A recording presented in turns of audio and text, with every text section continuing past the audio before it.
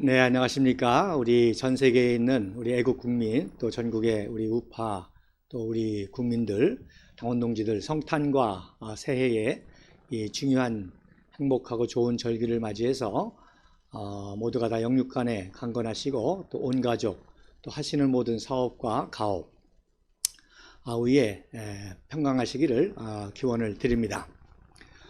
지난주 방송 때 제가 성탄절 특집으로 이제 방송을 했었습니다.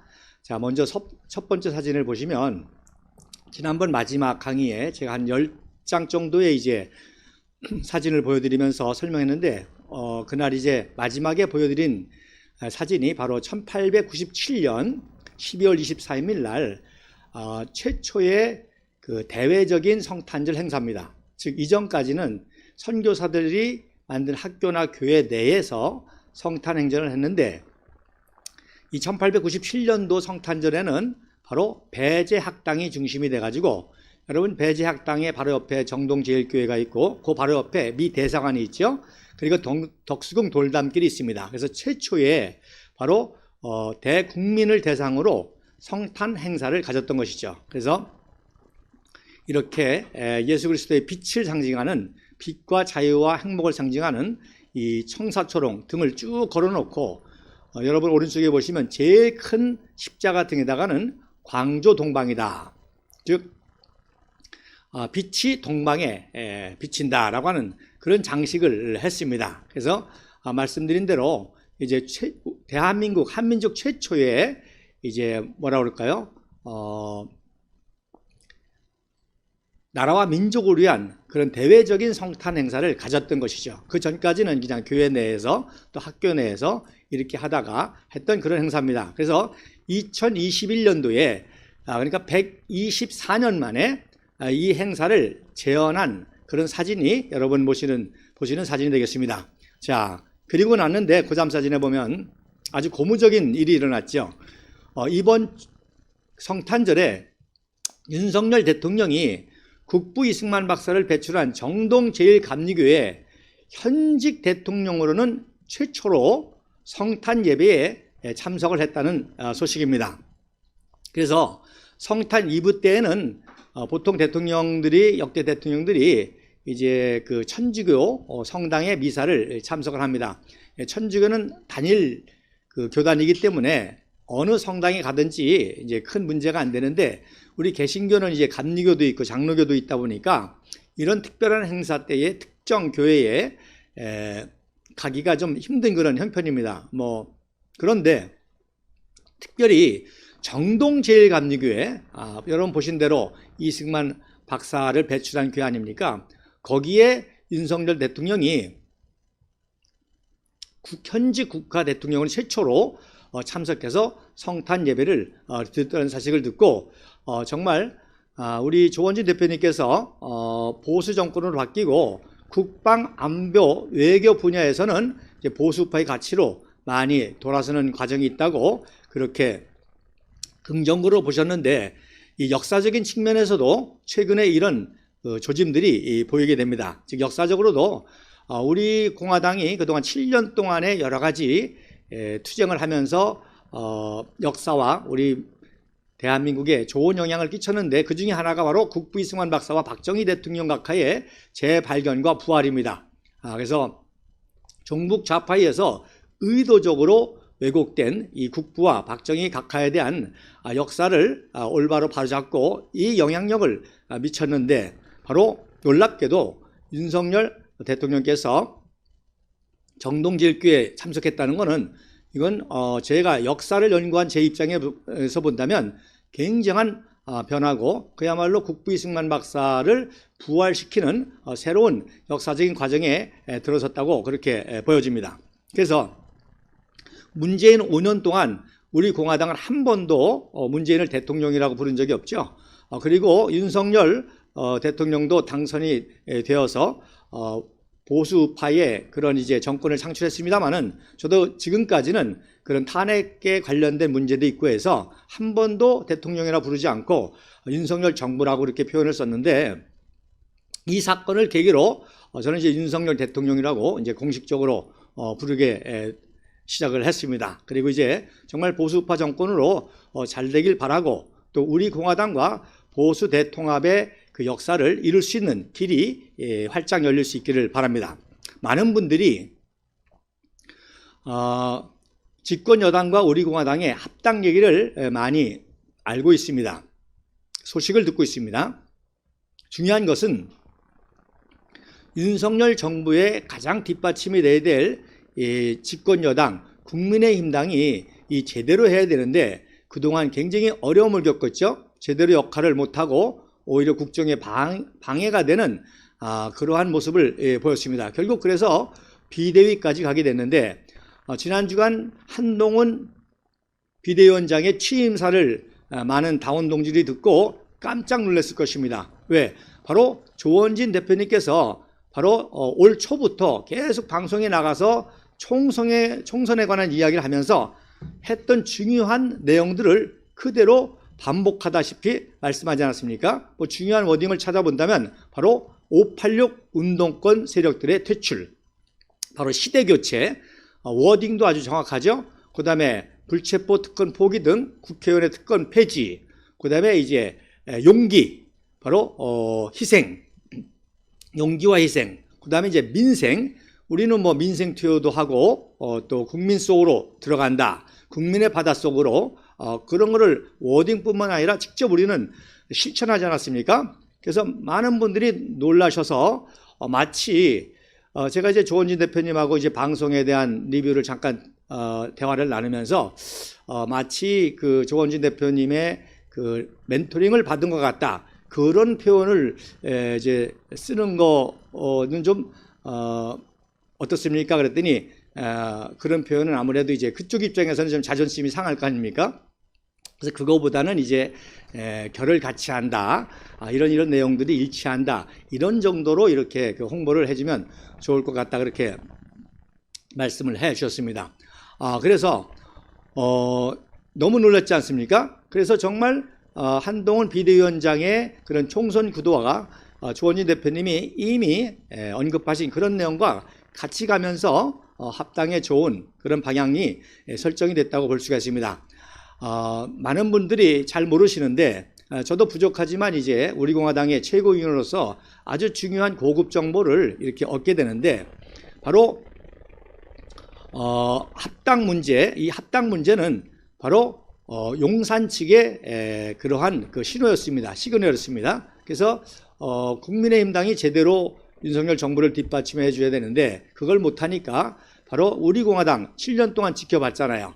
우리 공화당은 믿을만하고 배신하지 않고 정의와 진실을 추구하고 하나도 부정부패에 관련돼 있지 않고, 그래서 이 우파의 이제 고영주 변호사의 자유민주당이라든지 또 통일한국당의 이경희 대표라든지 이런 우파 정당을 규합하고, 그 다음에 이제 여러 우파 태극기 세력들이 있지 않습니까? 시민단체. 그래서 시민단체들이 무슨 대통합운동을 한다고 하는데 구심점이 안 되잖아요, 시민단체 가지고는. 그래서 우리 공화당이 주도해서 이런 것들을 이제 해달라고 하는 그런 일종의 신호 때문에 또 우리는 또 당연히 그런 역할을 해왔고 또 하는 과정이었고 해서 이런 합당과 통합의 논의가 진행이 되고 있는 것입니다.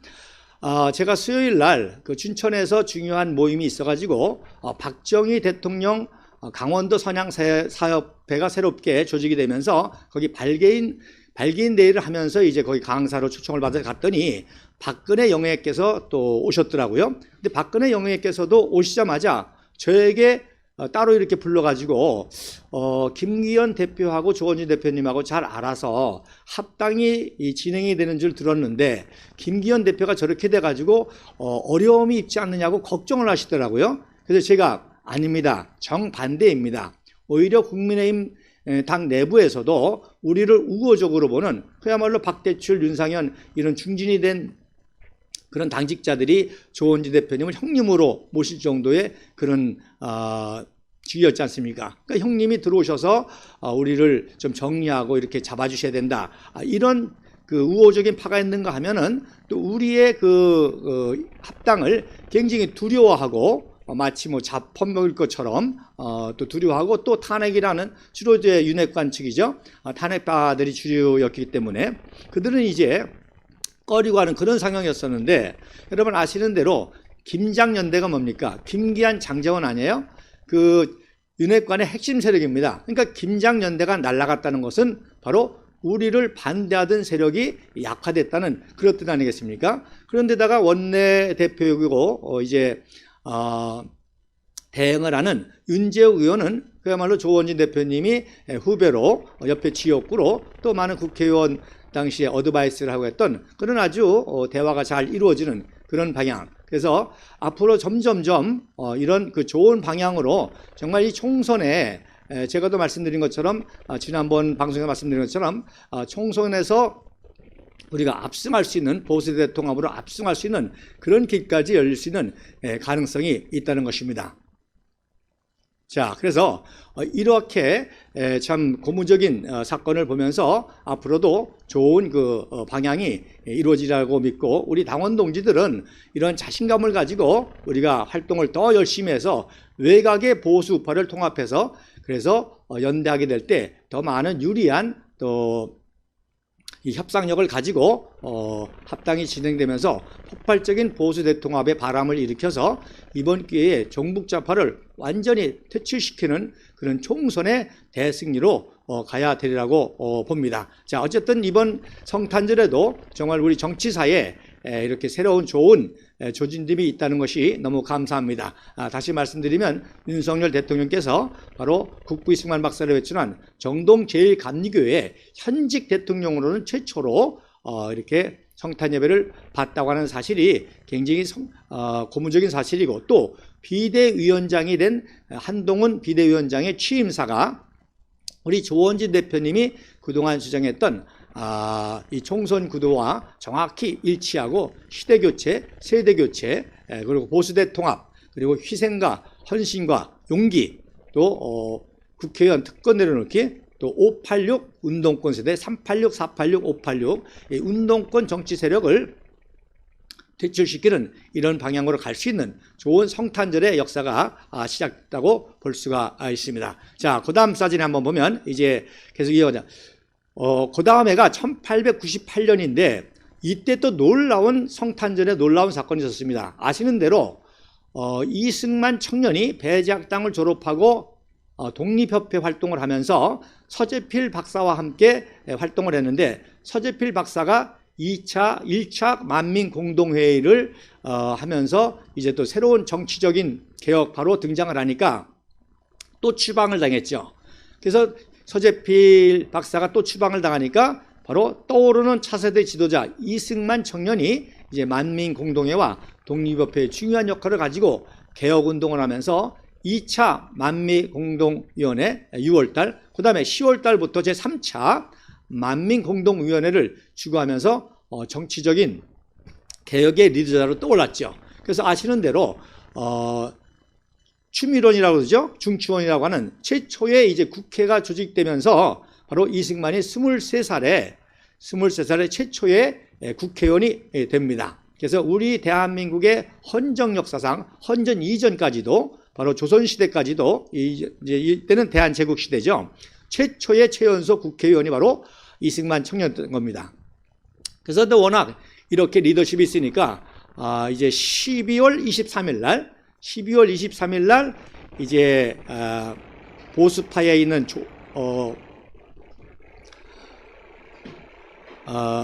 이 보수파의 세력들이 이제 그 고종 황제에게 잘못된 보고를 해서 이승만 체포 작전을 구사하죠. 그래서 보부상이라고 그러죠. 전국에 있는 보부상들을 모아서 그 대빵이 이제 기령수인데, 그래서 대한문, 지금의 대한문이죠. 원래는 대안문인데 대한문으로 개종했는데, 거기에서 이제 집회할 때 23일 날 드디어 체포 작전이 있었던 겁니다. 그래서 체포 작전 당시에 이승만은 그때 뭐 23살의 괄괄한 청년이니까 이 보부상들하고 격퇴를 했습니다. 근데 다행히 이승만 청년의 얼굴을 제대로 모르니까 싸우기만 했는데 이제 누군가가 이승만 청년에게 정보를 알려줬죠. 지금 체포 직전이고 체포령이 떨어졌고 보부상의하니까 피신하라고. 그래서 피신한 게 바로 덕수궁 돌담길로 해가지고 배제학당에 피신을 했던 겁니다. 그 당시 이제 배제학당과 정동교회는 아펜젤라 선교사님이 계시기 때문에 그야말로 치외법권 지역과 같은, 그리고 바로 마주 앞에 미 대사관이니까 가장 안전한 지역이었습니다.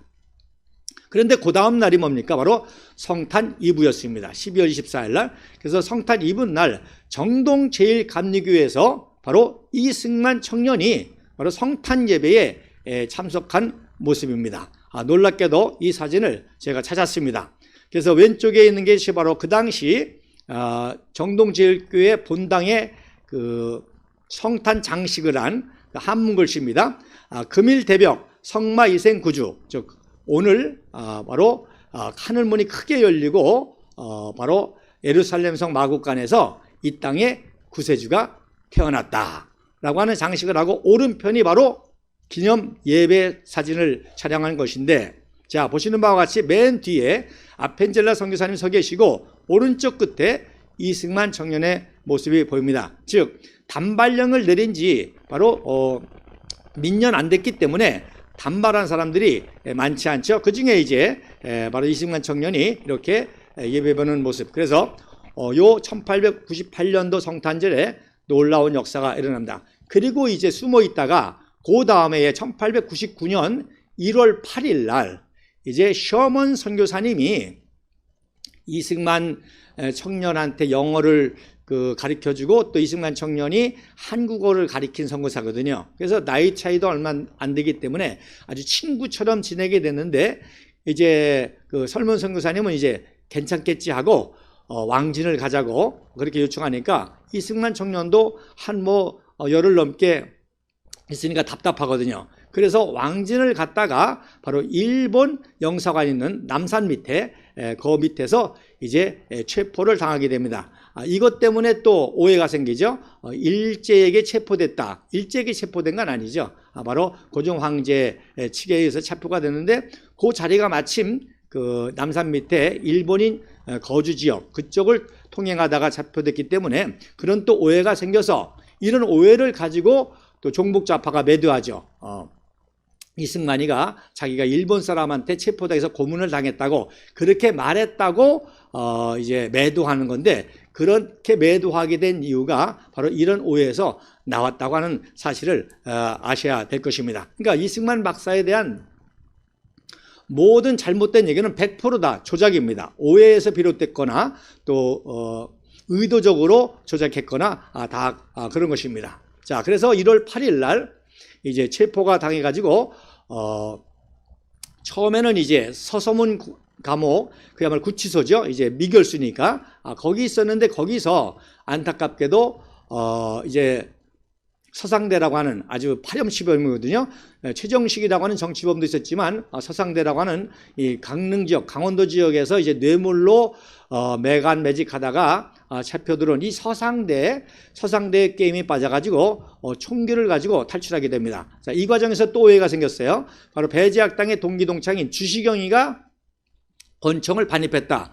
그거 절대 또 그것도 잘못된 오해입니다. 어떻게 주시경이가 그 당시 학생인데, 23살 학생인데 어디서 돈이 나가지고 권총을 갖다가 반입을 합니까? 말도 안 되는 얘기죠. 그래서 서상대가 자기 친척을 통해서 권총을 구입해가지고 비밀리 반입을 했고, 이런 것들은 판결문에 다 나옵니다. 그러니까 박근혜 대통령이 판결문을 다 보듯이 그 당시 판결문이 있잖아요. 그 판결문을 보면 다 나오는 내용인데, 이런 것들이 이제 역사적으로 제대로 연구하고 하다 못하니까 이런 오해가 생긴 것입니다. 어쨌든 그래가지고 1월 30일 날 이제 탈출했다가 곧바로 체포를 당하죠. 그래서 최정식이는 이제 총기를 사용해서 그 옥조를 부상을 입혀서 이제 나중에 사형을 당하고, 또 서상대는 이제 만주로 중공국으로 망명해서 역사에 이제 사라지게 됩니다. 근데 마침 이승만 청년은 정말 하늘이 도우셔서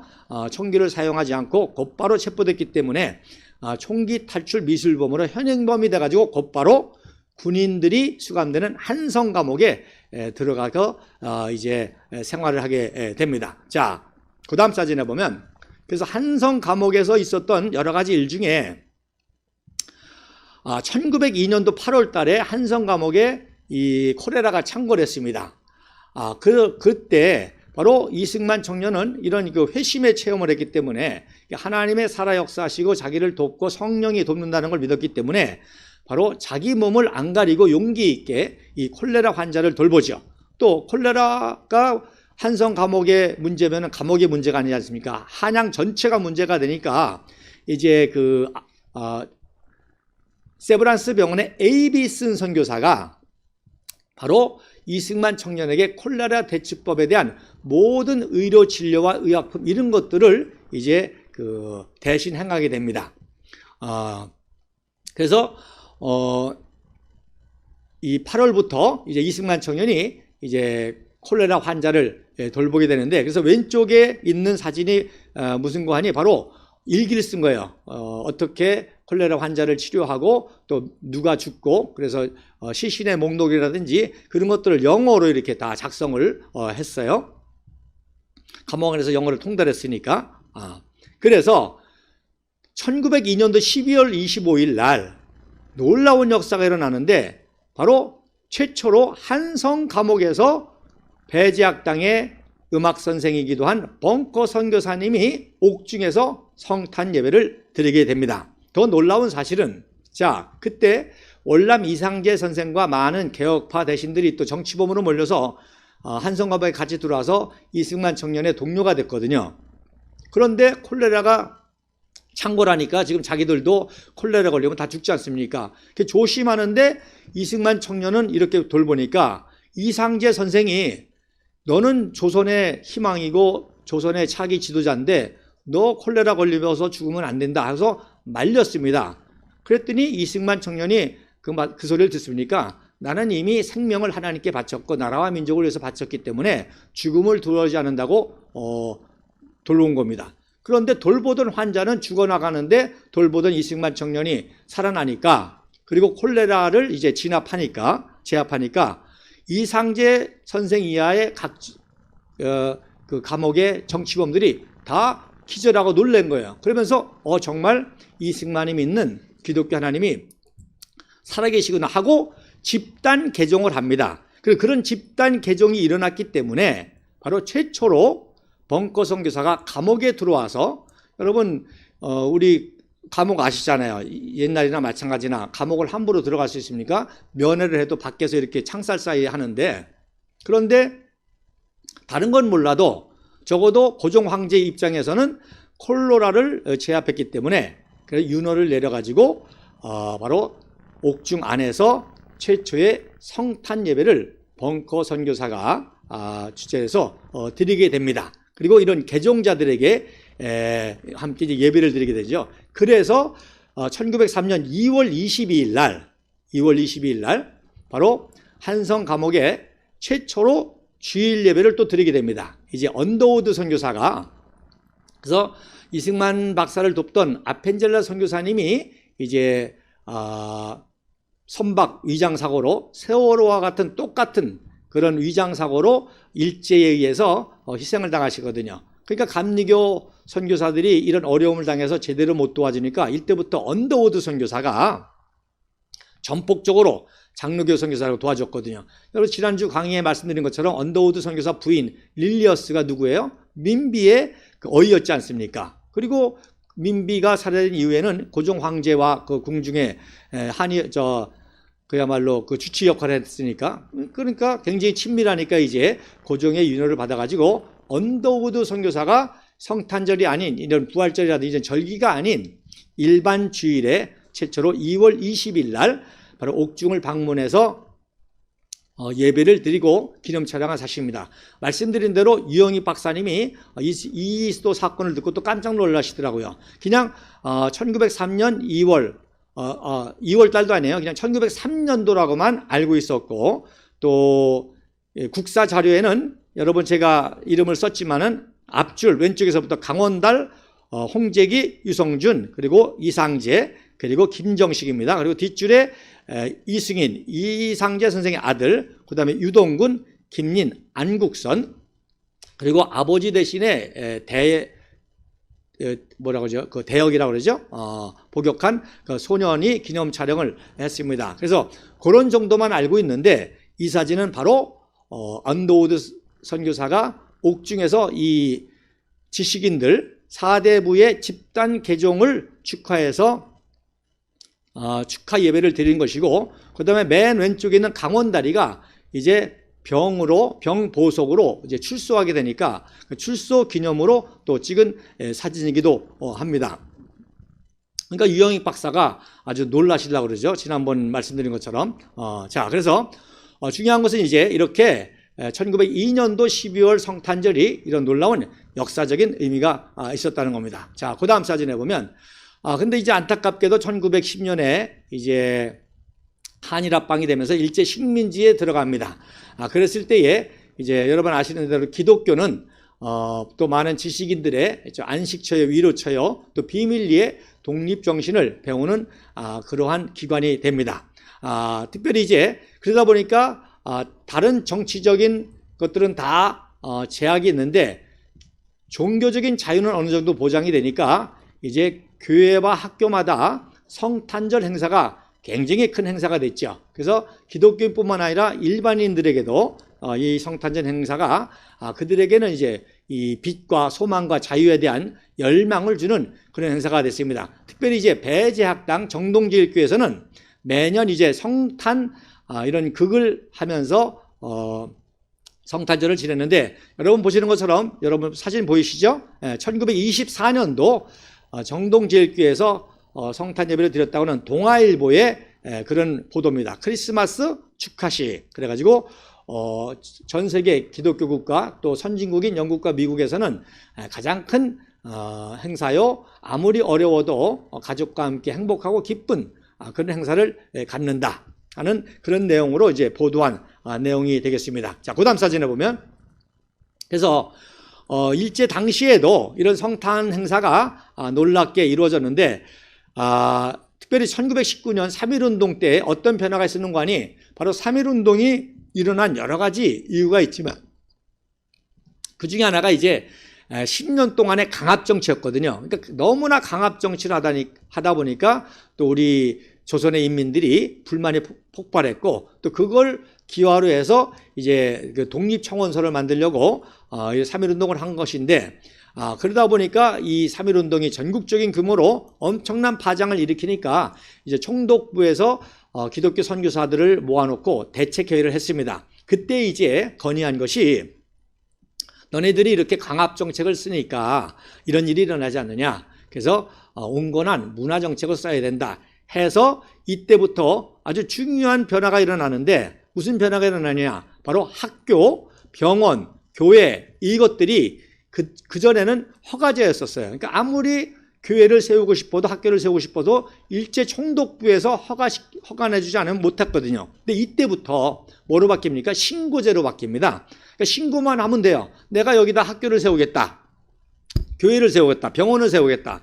그래서 엄청난 이런 문화적인 변화가 오면서 바로 교회와 병원과 이 기독교를 중심으로 비밀리에 민족운동이 일어나면서 민족교육이 이루어지면서 독립의 이런 그 센터가 되게 되는 거죠. 그러니까 당연히 부활절이라든지 특별히 성탄절 행사는 아주 거대하게 진행이 됐죠. 그래서 1934년도 진남포, 즉 평양 왼쪽에 있는 그 항구 도시죠. 진남포에서 그 성당에서 레오 스위니 신부가 우리 그 조선의 아이들과 함께 성탄절 축하 미사를 드리고 기념 촬영한 것이고요. 그 다음 사진은 1937년도 평남 순천군 영유인데, 제가 조사한 바로는 개신교 같지는 않고 천주교였던 것 같아요. 그래서 성극을 하는 그런 모습입니다. 말씀드린 대로 이제 배제학당에서부터 시작된 이 성극이 전국적으로 개신교뿐만 아니라 천주교에도 전파가 됐죠. 이렇게 기독교뿐만 아니라 불교도 마찬가지입니다. 1939년도 5월 26일 날 바로 초파일이라고 그러죠. 석가탄신일, 바로 북한의 유명한 묘향산 보현사에서 법회를 하는 그런 사진을 제가 해서 기독교뿐만 아니라 이런 종교적인 자유를 어느 정도 누리게 됐는데, 안타까운 것은 이제 그 다음 사진에 보시면, 안타까운 것은 이제 만주를 침공하면서 전시 체제가 되니까 점점 종교적인 탄압도 심하게 되었죠. 그런데다가 이제 말씀드린 대로 이제 중일 전쟁까지 일으키면 더 탄압이 되고, 그 다음에 이제 1941년도 태평양 전쟁이 일어나기 전에는 완전히 기독교 선교사를 다 추방시키고, 간첩적으로 추방시키고, 이제 기독교에 대한 대대적인 탄압이 이루어지게 됩니다. 그런데 말씀드린 대로 이제 만주 침략 때 정도인 1931년도부터 전시 체제로 탄압이 들어가는데, 자, 1936년도 매일신보에 보면 기독교인에서 상인의 손으로 넘어간 크리스마스, 이게 뭐냐, 크리스마스가 너무 활성화되다 보니까 이제 상업화됐다는 거예요. 그 상업화의 그 소식을 매일신보에서 전했는데, 그와 동시에 1937년도부터는 중일 전쟁이 개시되면서 이제 말로는 이제 유흥적 성탈전 금지라 했지만 기독교 신앙에 대한 이제 본격적인 탄압이 시작이 됩니다. 그리고 1938년도부터 동아일보의 기사가 뭐냐, 산타크로스는 안 온다. 이제 뭐예요? 성탄절 같은 기독교 탄압이 본격적으로 시작됐다는 거죠. 그래서 일본군에게 성탄 유문품을 보내자, 이렇게 이제 전시체제로 바뀌게 되는 것입니다. 자, 그래서 그럼에도 불구하고 제한적이지만 이 성탄절 행사가 진행이 되는데, 왼쪽에 보면 바로 이게 1938년도 성탄절 그 음악회, 음악 예배 순서. 그래서 음악 위주로 이제는 어떤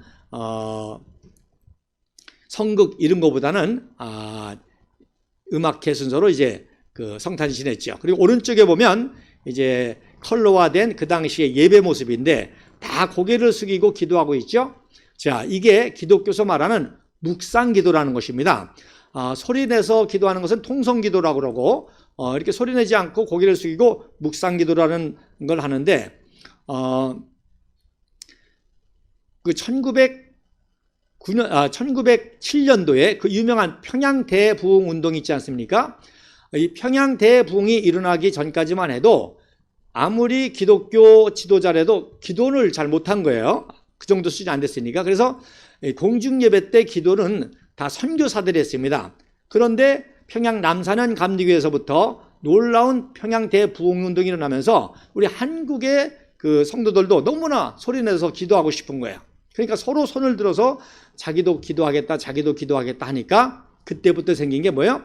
우리 다 같이 통성으로 기도합시다. 그래서 모든 회중들이 소리내며 기도하는 게 이제 통성기도로 그것이 전통이 됐었는데, 이제부터는 본격적으로 탄압이 들어오는데, 어떤 탄압이 들어오냐, 만약에 기도하다가 울면요, 일본 순사가 너 조선의 독립을 위해서 눈물로 기도했지, 일본 망하라고 기도했지, 이렇게 잡아가는 거예요.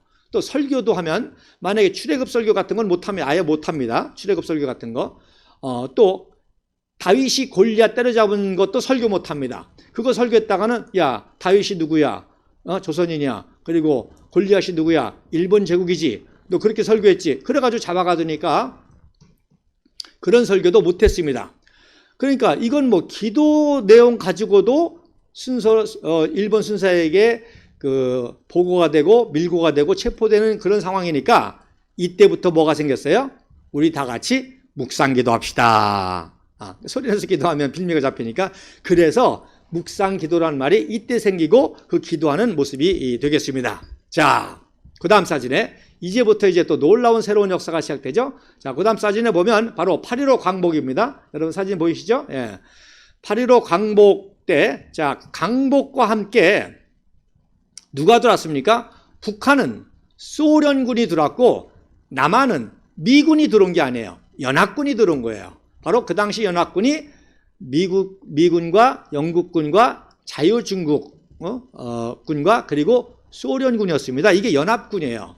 그런데 북한은 바로 이 연합군의 합의 없이 소련군이 일방적으로 점령한 것이고, 바로 남한은 연합군이 합의해가지고 남한을 해방하러 들은 해방군입니다. 그래서 이 한마디로 종북좌파의 역사 왜곡이 무너지죠. 만약에 미군이 남한의 점령군이면 누구도 점령군이에요? 연합군인 소련도 점령군이 됩니다. 그래서 제가 또 사진을 보여드리지만 그 당시 그래서 광복 후에 중앙청에 4개 국가의 국기가 동시에 걸렸어요. 소련기 그리고 중화민국기, 영국기, 미국기가 동시에 걸렸습니다. 그러니까 그 사진 한 장만으로도 종북좌파 역사는 아주 거짓으로 판명이 되는 거죠. 그러니까 미군이 점령군이면 소련도 당연히 연합군의 일원으로 점령군이 되는 것이죠.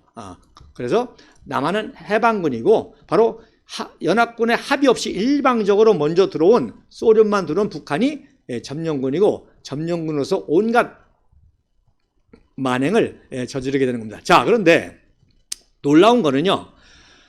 한 달 늦게 들어왔습니다. 북한보다도 약 한 달 정도. 그런데 1945년 9월 8일 날 미 제24군단장 하지 중장이 바로 연합군을 대표해서 들어오는데 군정을 하려고 들어오는데 누구랑 같이 들어왔냐? 바로 뉴욕 대주교인 스펠만 주교와 같이 들어옵니다.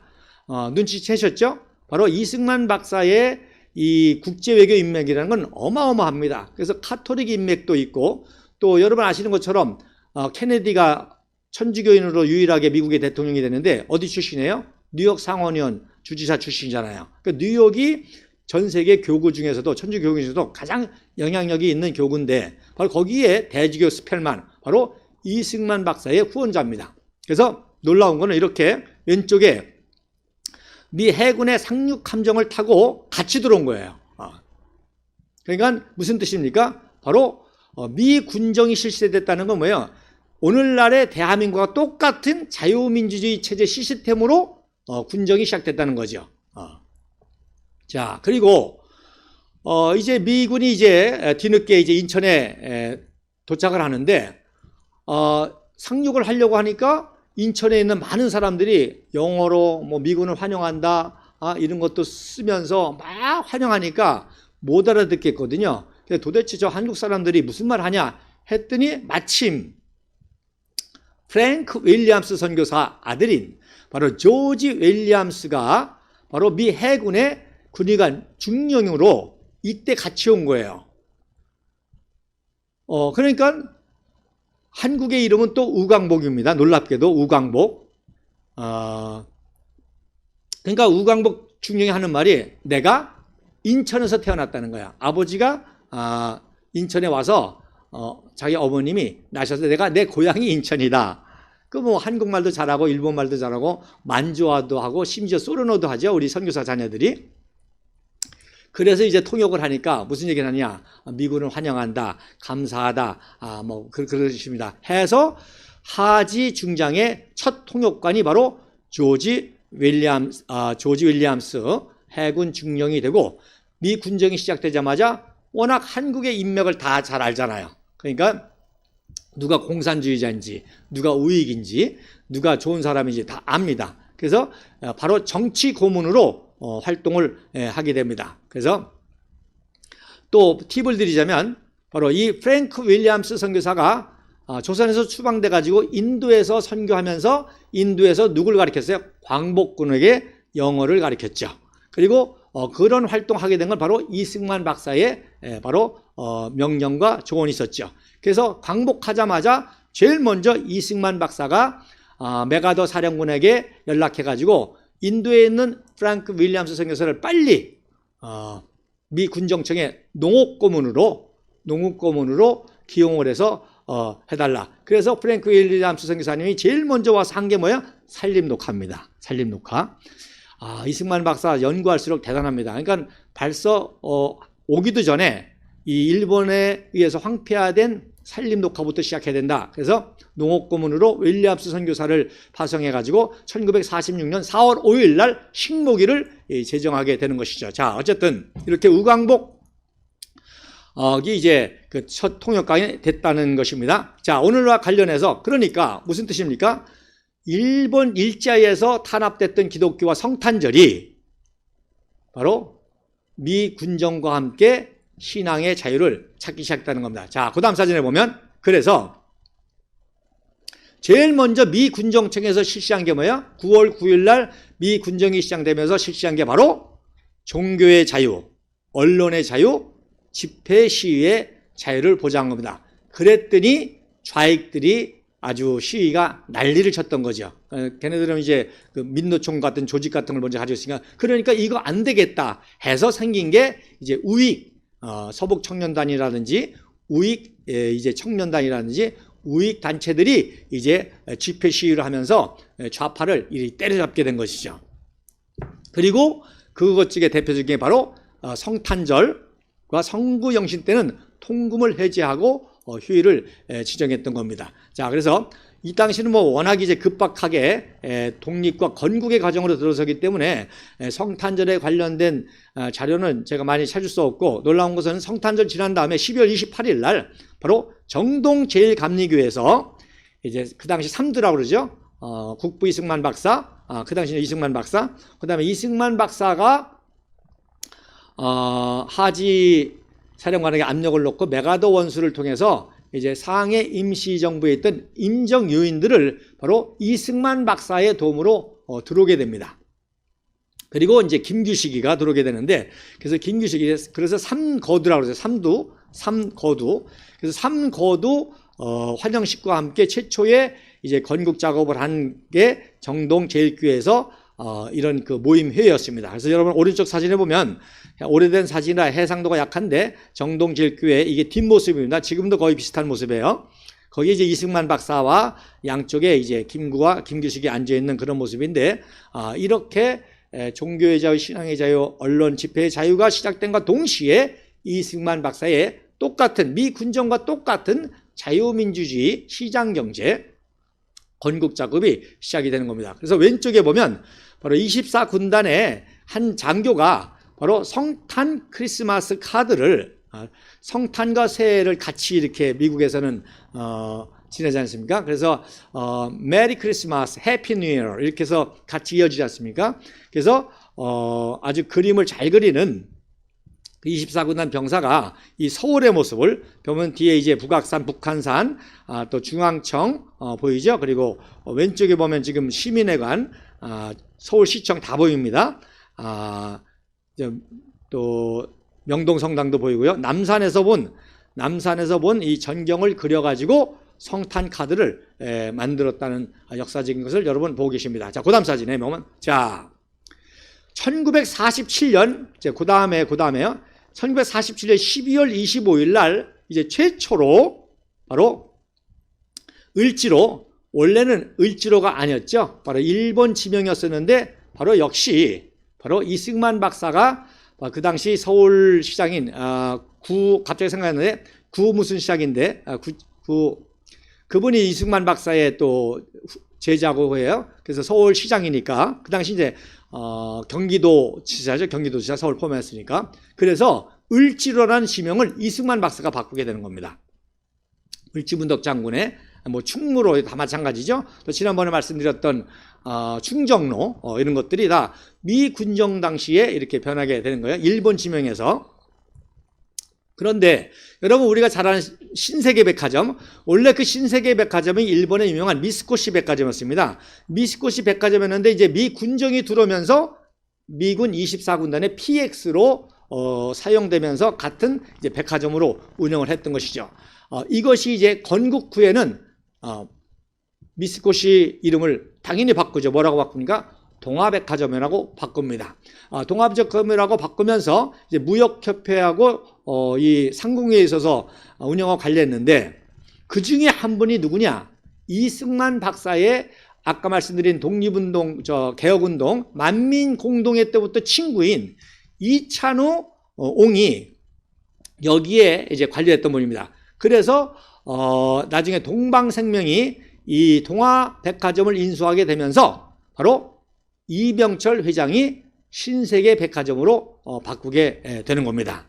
그래서 이 신세계백화점 이병철 회장이 관리하게 된 것이 바로 누구 때문에? 아버지 이찬홍 때문에. 이찬홍은 또 왜? 이승만 박사의 중마고우였고 비밀리에 독립운동 자금을 보냈고 건국 후에는 건국 자금을 도와줬던 분이기 때문에 또 이렇게 연결이 되는 것입니다. 자, 그래서 최초로 이제 미스코시 백화점, 그 당시 미 군정 때 PX 거기에 성탄 장식이 생기게 됩니다. 그래서 맨 왼쪽이 이제 윈도우에 Jesus Christ can be anywhere 라고 하는 영어와 이렇게 장식이 보이지 않아? 인형관. 그리고 실내에 이제 경품 행사를 하는 그런 장식이 보입니다. 자, 그 다음 사진에 보면, 그래서, 여러분 이제 그 다음 사진이 이게 바로 그 유명한 신세계 백화점의 성탄 장식입니다. 그래서 왼쪽에 있는 게 2021년 그 화려한 성탄 장식 속에서 우리는 이때 정말로 기쁨의 성탄을 맞이했죠. 즉, 우리가 그렇게 투쟁했던 박근혜 대통령의 석방 소식이 들렸던 집회 때의 모습이 되겠습니다. 그리고 오른쪽에 있는 사진이 올해 성탄 장식, 신세계 장식의 모습이 되겠습니다.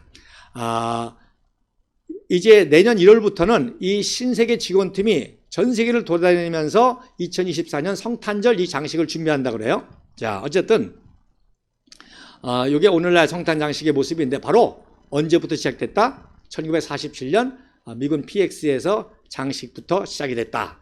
이런 역사적인 뿌리가 있는 것입니다. 자, 그 다음 사진에 보면 그래서 이제 성탄절이 굉장히 큰 행사면서 단순히 기독교를 축하하는 행사가 아니라 이 성탄절 때 바로 가장 중요한 서민을 위한, 가난한 사람들을 위한 이 구제와 사랑과 봉사의 또 자유와 빛의 소식이 전파되는 그런 행사죠.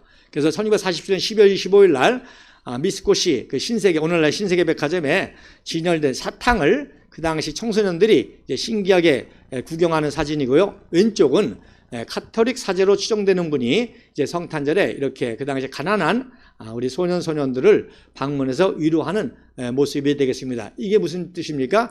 오늘날과 똑같은 자유민주주의 또 이런 체제가 미 군정과 함께 시작이 됐고 그 체제를 가지고 대한민국을 건국한 분이 국부 이승만 박사라는 그 사실을 명백하게 알 수가 있을 것입니다. 자, 그 다음 사진에 보면, 자, 그러면 북한은 어땠냐?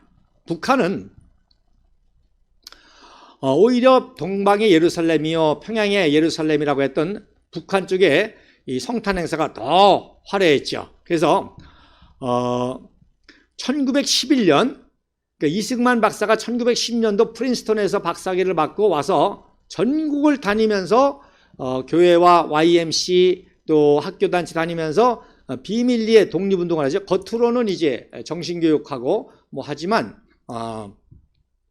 내적으로는 이제 이런 독립정신을 하는데 그래서 이 11년 12월 25일 평양을 방문해서 그 유명한 평양 남사년 감리교회 제가 자주 말씀드리지만 지금 김일성 광장 그 뒤에 주석단이 보이죠? 그 주석단 바로 뒤에 초록색 녹색 지붕이 인민대 학습당인데 그 인민대 학습당이 바로 평양 남사년교회 자리입니다. 그러면 이 평양 남사년교회가 어떤 교회인지 아실지 알겠습니까? 그러니까 한반도에 이때부터 한반도에 가장 크고 독립운동가를 많이 배출한 교회가 이 교회죠. 그래서 이때 이승만 박사가 부흥회를 인도하는 모습입니다. 그래서 왼쪽이 이제 평양 남사년교회 실내고요. 거기서 이승만 박사가 서서 아이들하고 청년들에게 강의하는 모습이고 남녀 칠세 부동석이라고 해서 여자분들은 하얀 모자를 쓰고 오른쪽에 앉아 있고 왼쪽에 이제 어린아이들과 청소년들이 앉아 있습니다. 자, 놀라운 거는요. 1949년 12월 25일 날 평양 남사년 교회에서 성탄절 때 바로 핸델의 메시아를 공연합니다. 여러분, 핸델의 메시아 굉장히 수준 높은 합창단과 오케스트라 곡 아닙니까? 또 오늘날에도 웬만한 교회에서 하기 힘든 그런 전문적인데 놀라운 거는 바로 평양 남사년 교회에서 성탄절에 메시아 공연을 했다는 거예요. 그래서 이 공연은 특별히 그 다음에 성화신학교 합창단이 했고요. 또 정비다 사모라고 박대선 목사의 부인이 이분이 얼마나 또 대단한 분이요. 바로 해방 전에 전 일본 피아노 콩쿠르 우승자입니다. 그러니까 뭐 엄청난 분이죠. 그래서 그러면 이제 또 종북자판 뭐라 그래요? 전 일본 콩쿠르에서 우승했으면 또 친일파라고 할 거 아니에요? 자, 그리고 미국에서도 또 유학을 또 한 분입니다. 그러니까 굉장히 수준이 높았죠. 49년도에. 놀라운 거는 그게 마지막 북한의 성탄절 행사였습니다. 그래서 이 행사가 끝나자마자 그날 밤에 성화신학교 배덕영 목사가 체포당하고 중요한 모든 우익 인사들이 감리교, 장로교 통틀어서 이제 대대적으로 탄압을 하고 바로 그 다음에 6.25 기습남침을 일으키죠. 자, 그래서 오른쪽 사진이 바로 평양 남산현교회 마지막 사진의 모습이 되겠습니다. 자, 그 다음 사진에 보면 그래서 요게 이제 평양신학교 학생들 마지막 이것도 이제 학교가 폐쇄가 되죠. 그래서 여러분 보시면 이제 학생들 모습이 보이고 자, 맨 왼쪽이 바로 정비다 사모고 그 옆에가 이제 박대선 목사 나중에 월남에서 연세대학교 총장을 하시죠. 그리고 가운데 계신 분이 송정근 목사님으로 이분이 조만식 선생과 또 장로교 김하식 목사와 함께 북한의 3대 우익 지도자로 감옥에서 너무 고문을 받아가지고 완전히 피폐한 모습인데 이 송정근 목사님이십니다. 그래서 이승만 대통령이 이승만 박사 시절 건국 때부터 조만식과 또 이 송정근 목사님을 월남시키려고 했는데 두 분 다 북한 양떼를 지켜야 되겠다 해서 안 내려오셔가지고 송정근 목사 대신에 내려온 분이 누구예요? 바로 남산현교회 제13대 목사인 바로 이윤영 목사가 되겠습니다. 그래서 이윤영 목사가 내려와서 종로구에 국회의원을 시켜서 개원에 기도를 시키죠. 자, 그래서 또 안 내려오셨던 이 송정근 목사님, 그래서 이분은 워낙 거물이니까 성탄절 끝나고 체포하지 못하고 있다가 언제 체포했느냐? 바로 1950년 6월 25일 날 새벽 2시에 체포해가지고 새벽 4시에 그 대동강 쑥섬에서 감옥에 있는 조만식 선생, 비밀 감옥에 있는 조만식 선생과 장로교의 김하식 목사 등등을 데리고 나와서 쑥섬에서 이제 총살로 순교를 시키고 그 총소리를 듣고 새벽 4시에 유성철 작전국장이 폭풍이라고 하는 남침 신호탄을 쏘게 된 것입니다. 이 송정근 목사님의 막내딸의 딸이 제 아내입니다. 자, 그리고 오른쪽이 바로 배덕영 목사님이십니다. 이분이 바로 이렇게 마지막 졸업식을 하고 성탄 칸타타를 한 다음에 그 다음날 새벽에 체포돼 가지고 이제 순교를 당하시게 되는 것입니다. 그래서 오른쪽이 이게 바로 송정근 목사님의 전형이 되겠습니다. 그래서 박대선 목사는 이 당시에 이제 박구리교회 담임 목사면서 성화신학교 교수를 했던 분이십니다. 자, 그 다음 사진에 보면 그러니까 우리 민족의 가장 큰 슬픔의 성탄절은 언제예요? 1950년이었죠. 1950년 아시는 것처럼 우리가 11월 달에 압록강까지 전진했다가 바로 중공군의 기습 개입으로 말미암아 이제 12월 4일부터 평양에서부터 이제 철수를 시작하게 되고 이제 저 동부전선에서는 미 해병 1사단과 함께 이제 제 그 10군단이 이렇게 탈출하고 하지 않습니까? 자, 그래서 이때 성탄절은 그야말로 비극의 역사죠. 중공군 기습으로 인해서 성탄절이 아니라 지금 중공군 기습 개입으로 전면적으로 철수하면서 참 피해가 속출하는 그런 안타까운 사건이 벌어지는데, 자, 이때 평양을 탈환했을 때 10월 29일 날 이승만 박사가 이제 평양 탈환식을 참석하지 않습니까? 그때 이제 남산현교회가 이제 회복이 되면서 박대선 목사가 임시 담임 목사를 하고 있었어요. 송정근 목사는 순교당하셨기 때문에. 그랬는데 이 메가더 원수의 통역을 누가 했느냐? 바로 정비다 사모가 한 거예요. 메가더 원수의 통역을. 그러니까 이제 중공군이 개입해가지고 막 철수하고 후퇴하니까 메가더 원수가 특별히 나의 연설을 통역한 정비다 목사, 정비다 사모의 가족인 박대선 목사, 물론 박대선 목사도 영어 잘했고 일본 유학도 했고 미국 유학도 한 분인데요. 그 가족은 특별히 모셔라 해가지고 평양에 미군 군용기를 보내가지고 모셔오라고 했습니다. 그래서 참 놀랍죠. 제가 이 사진을 또 찾았습니다. 자, 여러분 오른쪽에 보시면 FEAF 이게 뭐예요? Far East Air Force입니다. 미 극동 본부 그 비행장이 컴백하고 커맨드 즉 평양에 특별한 이제 그 군수공항을 세우면서 똑같이 오늘날하고 패센저 터미널 그래서 그런데 이제 군용기기 때문에 군인들만 탈 수 있는 거예요. 민간인은 탈 수가 없습니다. 그 규정상. 그런데 이제 이승만 박사도 그렇고 특별 정보 장교라는 그런 임명을 해가지고 이제 가족을 모셔오는 장면입니다. 그래서 여러분 보시면 그 오른쪽 제가 빨간 표시한 게 바로 정비다 3호와 그 가족들의 모습이고요. 왼쪽에 있는 여자가 바로 여군 대장 김현숙 중령입니다. 그래서 김현숙 중령이 이 가족들을 모시고 그 짐을 다 가지고 이렇게 모였는데 뭐 짐을 다 가지고 갈 수가 없죠. 그래서 여러분 보시면 그 사모님 오른쪽에 괴짝이 있고 하얀 보따리가 있고 그 밑에 있는 가방이 바로 박대선 목사의 신방 가방이 되겠습니다. 자, 이 사진이 왜 중요하냐? 자, 그랬더니 지금 여러 그 유명한 대동강 철교 끊어진데 그 평양의 시민들이 그 대동강 철교를 건너오는 사진이 있지 않습니까? 그게 유명한 사진인데 그렇게 이제 육로를 철수하는 거예요.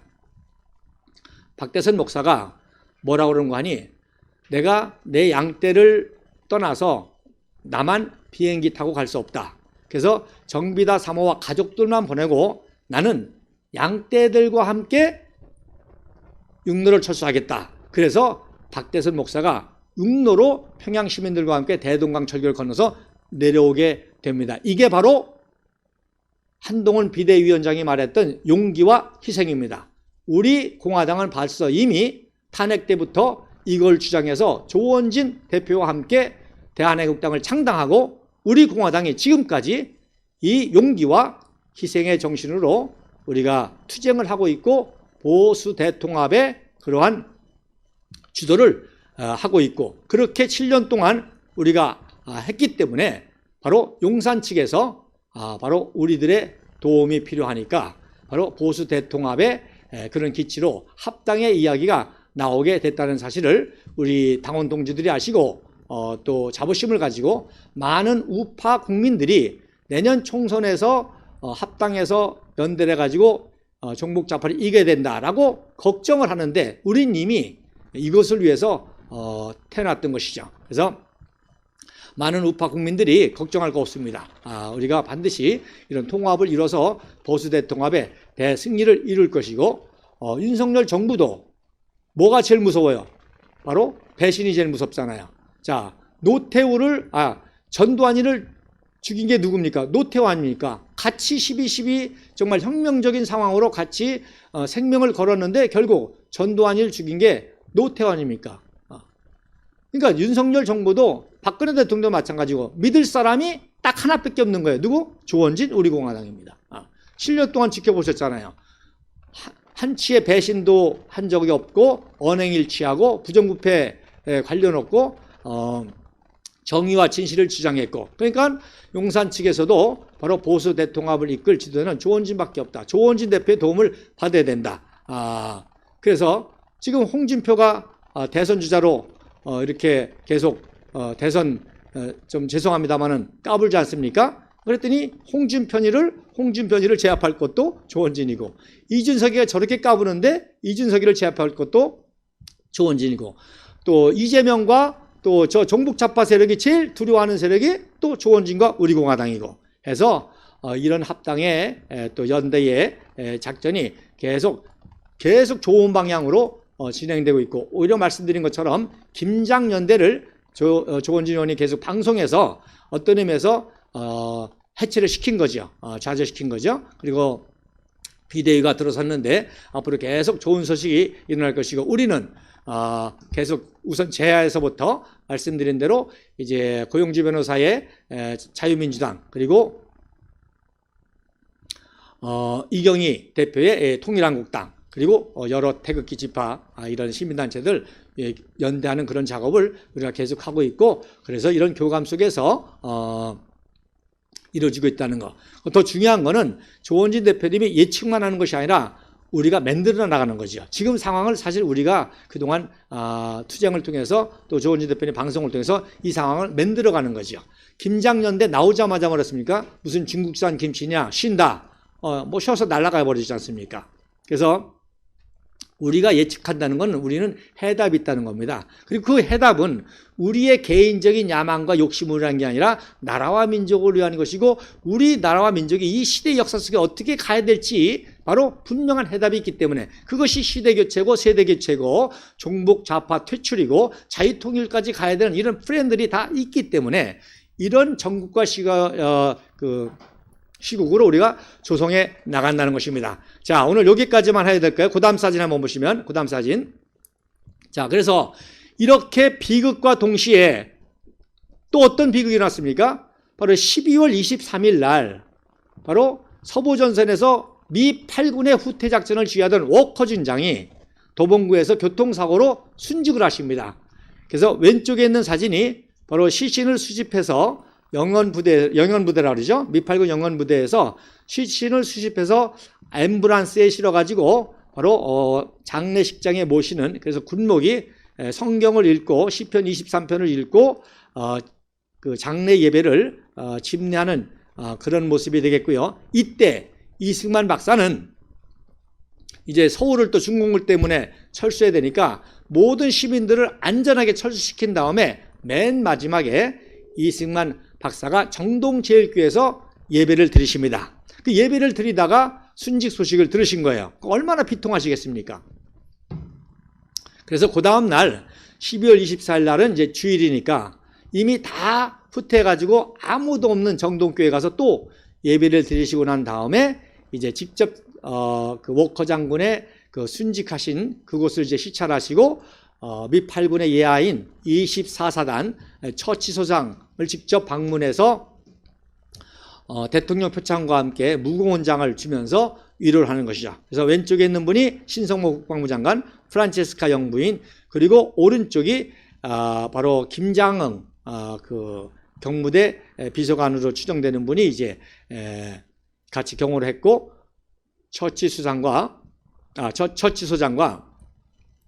반갑게 이렇게 위로하는 말씀이고 왼쪽에 가죽 장갑을 손에 들고 있는 모습이 되겠습니다. 자, 그래서 그 다음 사진이 그래서 이제 그 다음 날 그 다음 사진 이게 마지막입니다. 오늘 자 시신을 이렇게 정리해서 그 다음 날 도쿄 하네다 공항에 내리니까 메가더 원수가 영접을 하고 메가더 원수 바로 옆에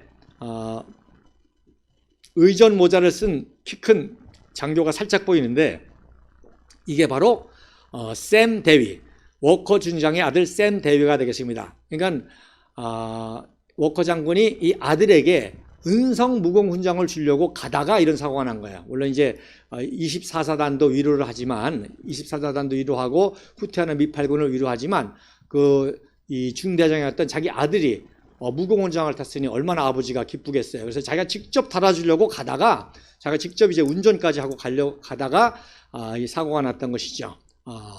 그래서 이제 시신을 모셔야 되는데 쌤이 안 가려고 그러죠. 나는 내 부하들 이 전선을 떠날 수 없다. 참 대단합니다. 그랬더니 이제 메가더 원수가 이거는 명령이다. 아버지 모셔라 해서 월링턴에 이제 모시려고 이렇게 메가더 원수와 함께 같이 하네다 공항에서 영접하는 모습이고 왼쪽이 바로 정동제일교회가 바로 6.25 기습으로 파괴된 모습이고 그 교회의 벽에 있었던 여러분 아까 제가 1898년도 사진을 보여줬습니다만 똑같아요. 거기에 이제 한국 최초로 파이프 올겐이 놓였었는데 그 파이프 올겐이 이제 파괴된 모습이고 이 파이프 올겐 밑에서 3.1운동 독립선언서를 비밀리 만들고 보관했던 것이 바로 이런 역사가 있습니다. 그러니까 3.1운동 이런 증거를 통해서 볼 때 이승만 박사가 다 취했다는 것을 볼 수가 있죠.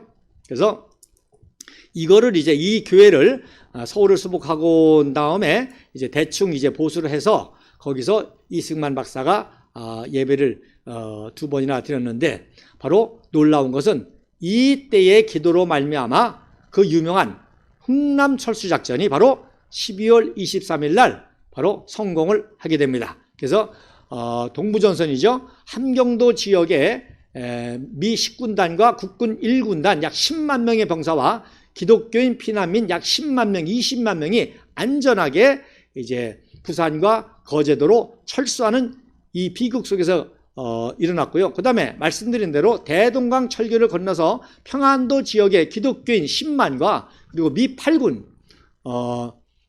안에는 제1군단과 제9군단이 있었거든요. 그리고 국군의 제2군단과 제5군단, 그래서 약 20만 명의 병사들과 또 약 10만 명의 기독교인들이 아까 말씀드린 박대선 목사가 바로 비행기로 안전하게 올 수 있는 걸 거부하고 양떼들과 함께 이 피난민들과 함께 내려오서 안전하게 철수한 이 놀라운 기적, 비극과 함께 놀라운 기적이 이 성탄절에 50년에 일어났다는 것입니다. 이번 성탄절과 함께 내년도에도 분명히 보수 대통합을 통해서 우리의 이 희생과 용기와 그리고 시대정신 또 세대교체 이러한 정치적인 흐름을 반드시 우리 공화당이 윤석열 정부와 집권여당과 함께해서 이끌어 나갈 것이라고 분명히 믿고 이제 내년도 1월 2일에 있는 현충원 참배와 또 시무식 그리고 1월 6일 날 대구에서 있는 보수 대통합의 출정식과 같은 조원진 대표님의 이 출정식과 같은 대구 태극기 집회 제255차 태극기 집회와 또 출판 기념회에 정말로 많이 참석해 주셔서 많이 참석할수록 그만큼 우리가 더 설득력과 협상력을 가지고 보수 대통합을 주도하면서 보수 정권을 더 튼튼히 세우고 이번 총선에서 종북 좌파 정권을 완전히 국회의원들 퇴출시켜서 이제 제가 지난번에 말씀드린 것처럼 3분의 2, 200석까지 얻어서 4년제 중임이나 5년제 중임 개헌하고 그리고 당대표 7월 달에 곧바로 당대표 선거가 있습니다. 당대표 선거에서도 큰 역할을 하고 2026년에 지방선거에서 완전히 풀뿌리 민주를 우파로 교체해서 2027년 대선을 통해서 자유통일로 가는 이러한 역사적인 흐름을 이어가는 이번 성탄절이 바로 시작이었다는 사실을 믿고 다음 주에 계속 방송을 이어가도록 하겠습니다. 감사합니다.